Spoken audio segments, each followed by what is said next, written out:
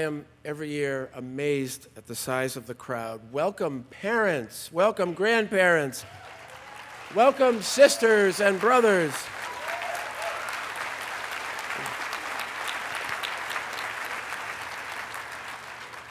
Welcome aunts, welcome uncles, welcome dogs, cats, in-laws, and outlaws. It really obviously does take a village to send a kid to Reed, or at least to pay for it. You could laugh better than that. Well, we're thrilled to have you with us to share this moment of triumph and celebration. And to those of you who are here from out of town, welcome also to Portlandia. I assume that at least some of you have seen the TV show that tries to poke fun at Portland. I mean, it's hardly necessary because Portland makes fun of itself perfectly well. For example, it really is true that all the local restaurants do serve only happy, well-educated, free-range chickens, and that most of them really are named Colin.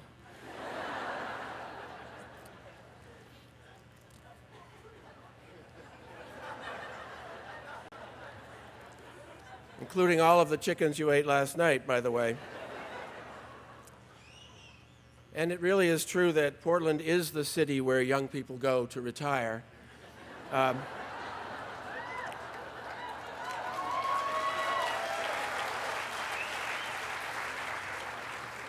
Actually, it's a little more complicated than that. It's the city where young people go to get a college degree and then they retire. I wish I'd known that 47 years ago.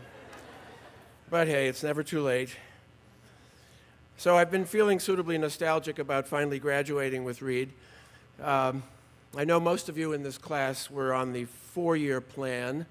I understand there was one of you who was on the 8-year plan.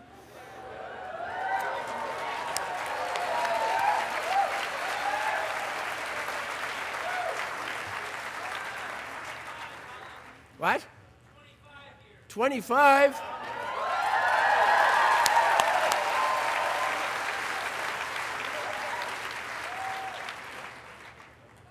Damn.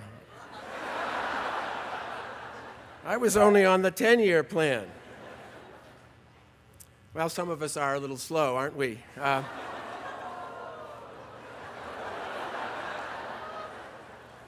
But anyway, like you, I'm finally finished. I've paid off my library fines. I even finished my PE requirement. For those who are family members, that's physical education.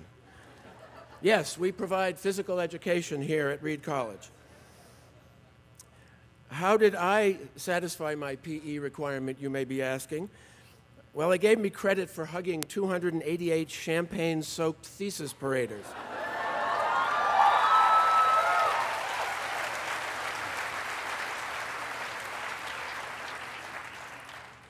And I got to tell you, it's a lot harder than relaxation yoga and some of those other wimpy things you guys did. And of course, I also finished my thesis, and therefore I can now wear these.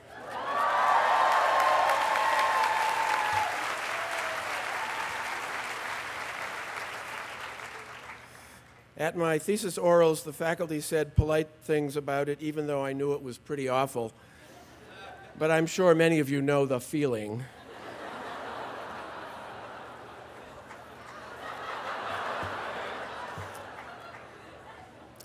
So anyway, you and I, class of 2012, will be leaving dear old Reed. When you think about it, I think we really do have a lot in common. Beneath my stodgy and boring exterior, I am really a wild and crazy guy. Yar! And beneath your wild and crazy exteriors, you really are pretty boring, actually.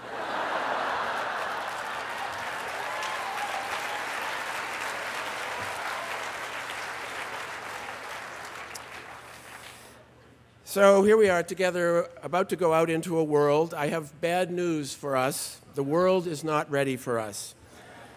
The world has these crazy ideas, like the idea that rain is bad, or that sunshine is good, Now you see the problem. It's hot, and that's because of sunshine. The world thinks that people should sleep at night or take showers every day. When you go out into the world, you will discover there are a lot of things that the world likes that are really overrated, like law school.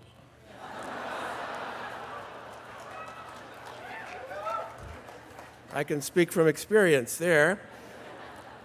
Or graduate school, or the Ivy League, or in fact, any school other than Reed College is overrated.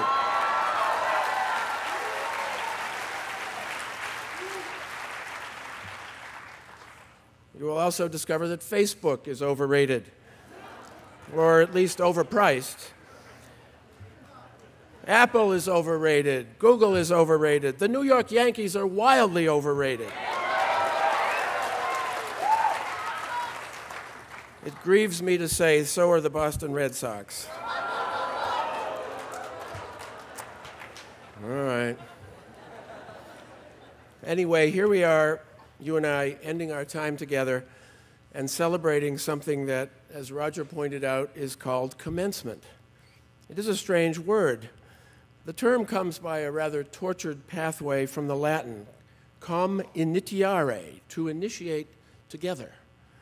It seems straightforward. Here we are together, beginning the next phase of our lives. But it's odd when you think of it, because this is literally the last time you and I will be together, and most of us don't have a clue what we're initiating. At least I don't. But anyway, so the question is, what can we initiate here and now in the dying moments of our togetherness before we go our separate ways? Well, I would like to suggest three things: forgiveness, gratitude, and love. These are all acts, attitudes, sentiments that can be shared. In fact, must be shared. And it's not too late. We can forgive each other. We can thank each other. And we can love each other. Forgiveness. In our time together, we have undoubtedly wounded each other, perhaps deliberately, most likely unintentionally. Perhaps we have forgotten those wounds, but have we forgiven those wounds? As Mahatma Gandhi said, the weak can never forgive. Forgiveness is the attribute of the strong. Well, we've been through the weak phase of our lives. Now we can let ourselves be strong. We can forgive. Gratitude. Far more important and numerous than the wounds are the gifts. We have given each other those gifts over the last 4 years or 25 years. Gratitude is, in Cicero's words, not only the greatest of virtues, but the parent of all the others. For the privilege of having been in this place, at this college, surrounded by these people, you and I have so much to be thankful for. So let's start today, now, to embrace that good fortune by feeling gratitude and by expressing gratitude.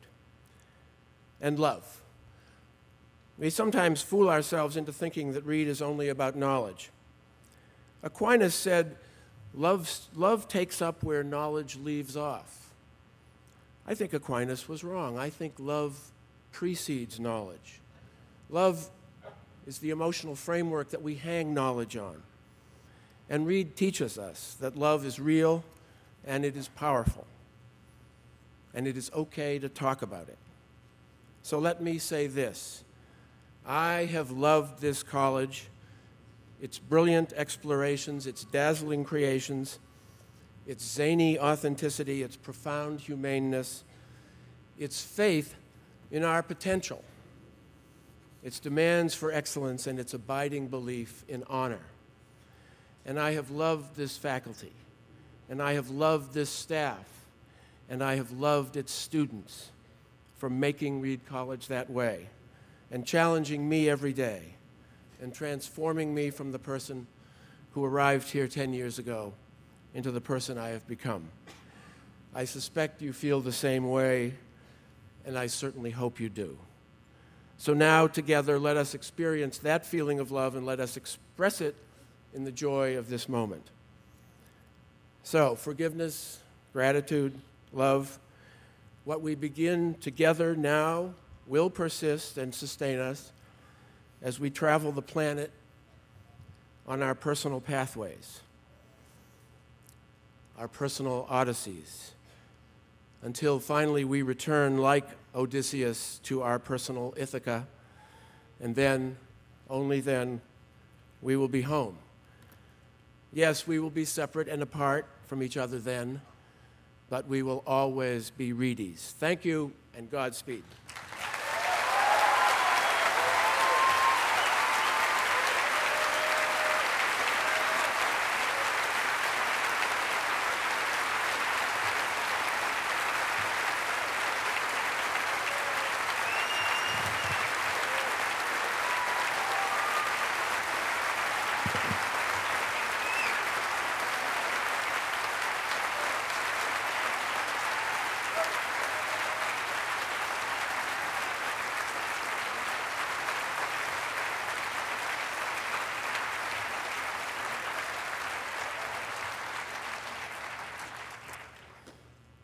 And now it gives me great pleasure to introduce our commencement speaker, Robert Smith, class of 1989.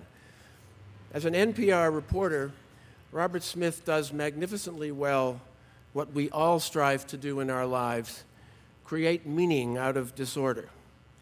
Just as a painter tries to create meaning out of pigment, a sculptor out of form, a poet out of words, Robert Smith creates meaning out of sounds. His job, which he does so well, is to take the messy, disorganized stuff of human experience, tape it, select it, organize it, describe it, and distill it into an experience of enlightenment and enchantment.